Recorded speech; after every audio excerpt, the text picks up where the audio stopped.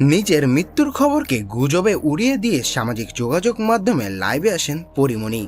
মানে কোনো কিছু হলে ভাই আর অন্য কিছু খুঁজে পান না, মানে পরিমণির কেন এত কি সমস্যা জীবনে? একটা নিউজের হেডিং এর জন্য খালি পরিমণির নিয়ে টানানি কেন? আপনাদের কি সমস্যা? অমুকের বাচ্চা হচ্ছে অমুকের বাচ্চা, মানে একটা নিজস্ব পরিচয় আছে, কিন্তু আপনাদের আসলে কোনো পরিচয়ই নাই। আপনি ভাবেন আপনি মরে গেছেন, আপনার এক আত্মীয় মারা গেছে, তো আপনি সেই আত্মীয়কেই ফোন করে জিজ্ঞেস করছেন আপনি মারা গেছেন, কখন মারা গেছেন? ডি টাউনের কন্ট্রোভার্সি কুইন পরিমণি হরহামেশাই খোলামেলা মন্তব্য করে উঠে আসেন লাইমলাইটে।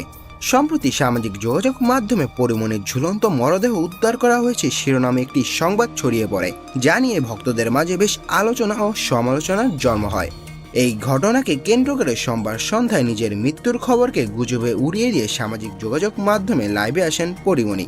মরে যাই ভাববেন যে এটা স্বাভাবিক মৃত্যু না, আমাকে কেউ মেরে ফেলে। পরীর 16 মিনিট 51 সেকেন্ড ব্যাপ্তি লাইভের ক্যাপশনে লিখেছিলেন, মৃত মানুষ কখনো লাইভে এসেছে দেখেছো এমনটা?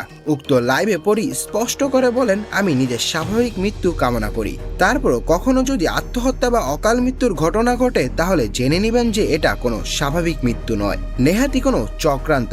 কারণ আমি কখনো আত্মহত্যার পথ বেছে নেব না। ব্যক্তি জীবনে আমি খুবই খুশি, আমি আমার 2 সন্তানকে নিয়ে খুব আনন্দে সময় কাটাচ্ছি।